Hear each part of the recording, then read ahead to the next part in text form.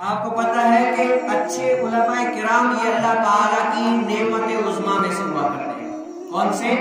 اچھے علماء کرام اللہ تعالیٰ کی نعمتوں میں سے ایک نعمت ہے ایک امت کے لیے کہ اللہ تعالیٰ نے ان کو اچھے علماء دیے ہیں، اور علماء انبیاء علیہ السلام کی وارث ہیں۔ اور میں نے جہاں تک اہل سنت کا کام کرتے ہوئے اہل سنت کے دین کی اتنی وقت اور دل میں تڑپ دیکھی ہے نا، وہ 3 علماء میں دیکھی ہے۔ باپ کی بھی بہت سارے ہیں، لیکن 3 علماء ایسے ہیں کہ ہر وقت اللہ تعالیٰ کے دین کے لیے کوشاں بکوشاں ہوتے ہیں۔ ایک اللہ تعالیٰ کے ولی کامل میرے پیر و مرشد امیر اہل سنت، اللہ تعالیٰ کو درازی عمر بالخیر عطا فرمائے، سب کہے آمین۔ اللہ تعالیٰ ان کا سایہ اہل سنت پر تا دیر قائم و دائم نصیب فرمائے۔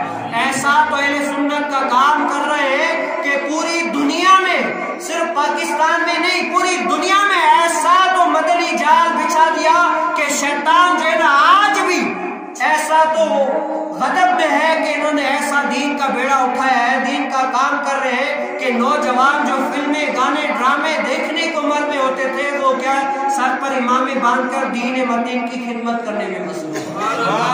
اور ایسے ہی ایسے نہیں، وہ بھی لوگ جن کو لوگ گلے لگانا قریب رہنے سے جو ہے نا ان کو گھین سی موجود ہوتی ہے، یعنی گنگے بہرے نابینا، ان کو لوگ اپنے ہی ان سے جو ہے نا بیزار ہو جاتے ہیں۔ میرے پیر و مرشد امیر اہل سنت نے کیا کیا؟ جو گنگے ہیں ان کو بھی پڑھایا، جو بہرے ہیں ان کو بھی پڑھایا، جو اندھے ہیں ان کو بھی پڑھایا۔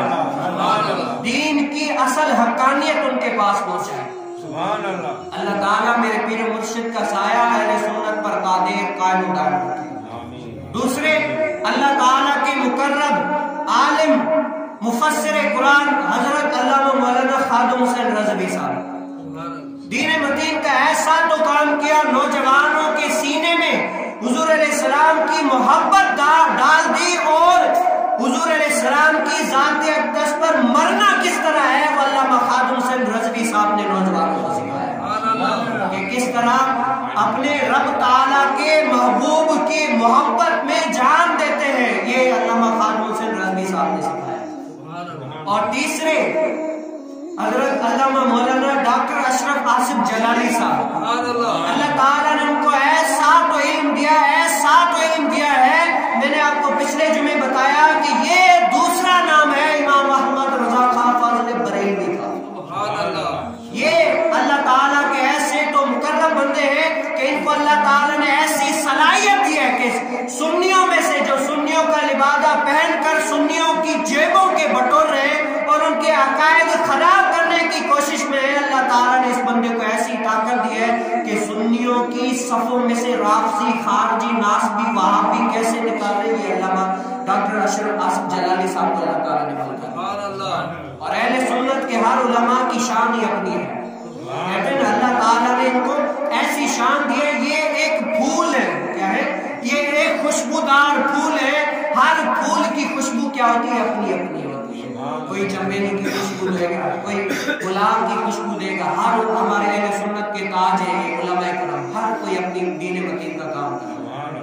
تو یہ ان کا مشن، یہ کام کر رہے ہیں، لیکن یہ مشن جو ہے نا امت مسلمہ کے لیے کوئی علامہ خادم حسین رضوی صاحب چھوڑ گئے، ان کو اپنانا ہے، اور جو اللہ تعالیٰ نے 2 ہمیں ولی کامل دیے ہیں ان کے مشن کو اپنانا ہے اور آگے پھیلانا ہے، ان کا مشن قیامت تک باقی رکھنا ہے۔